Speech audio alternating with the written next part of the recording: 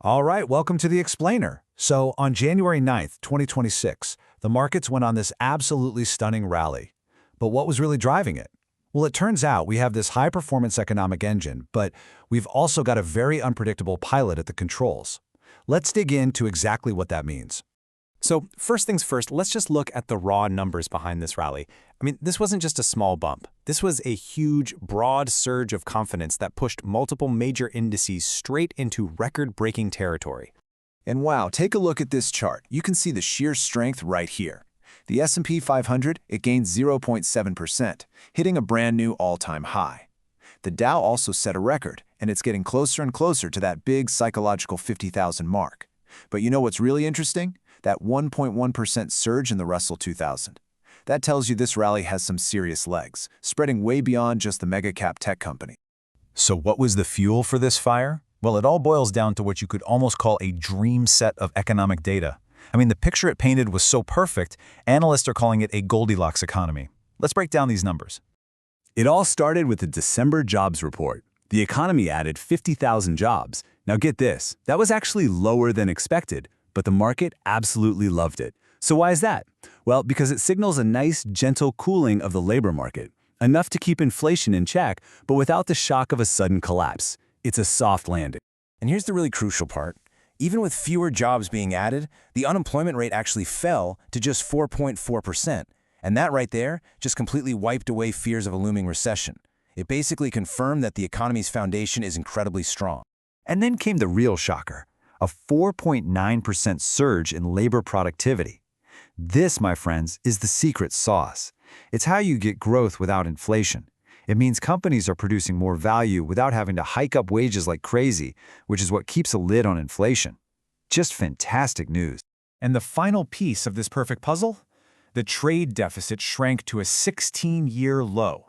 This was a massive boost, and it pushed the estimated GDP growth for the fourth quarter to a phenomenal 5.4%.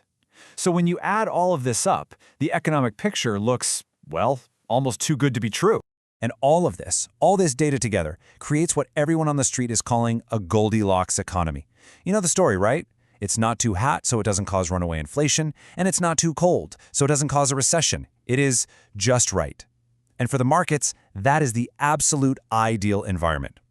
But believe it or not, a strong economy was only half the story. On the very same day, a second, incredibly powerful catalyst emerged, and it's one that shows how this AI boom is literally reshaping our physical world.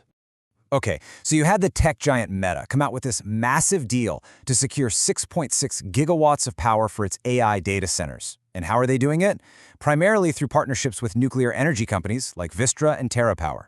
Now, this wasn't just some big corporate announcement. No, this was a signal that sparked a whole nuclear renaissance narrative.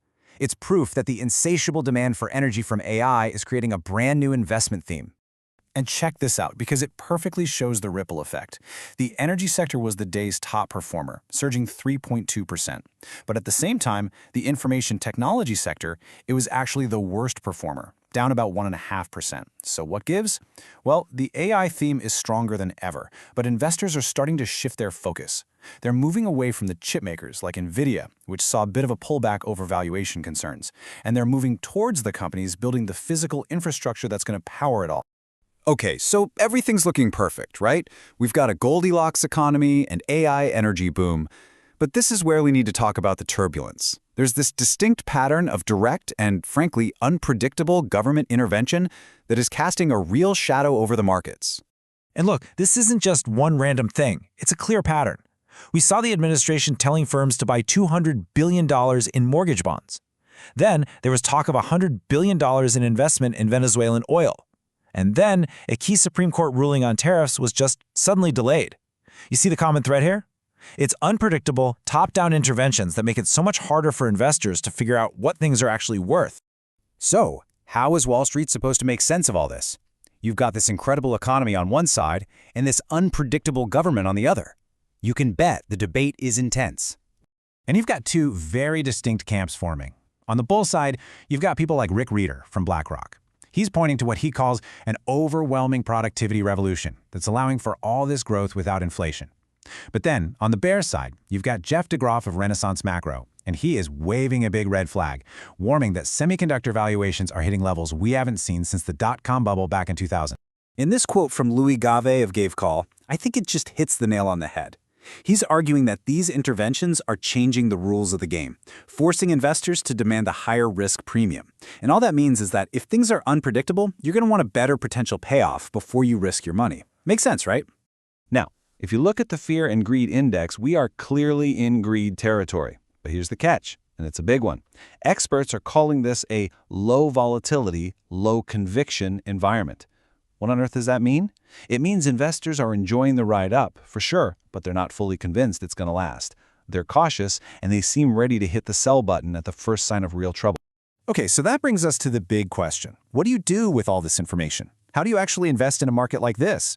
Well, the analysis seems to point towards two pretty distinct strategies, and it really just depends on your appetite for risk. So on one hand, you have the aggressive path. This is all about leaning into that AI energy story. We're talking about focusing on power infrastructure, utilities, nuclear power, with ETFs like XLU for utilities or URA for uranium stocks.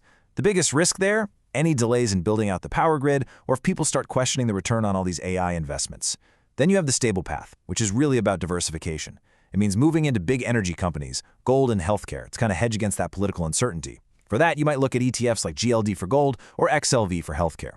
The main risk there is some kind of unexpected government regulation or a sudden spike in bond yields. And really, that leaves us with this one powerful image for today's market. It's like a state-of-the-art aircraft with an incredibly powerful engine that's our fantastic economic data. But the person in the cockpit, the pilot, they keep making these sudden, intuitive course corrections that nobody can predict. The plane is flying at a record altitude, but all the passengers are kind of gripping their armrests, wondering where this flight is truly headed. So the question is, are you fastening your seatbelt?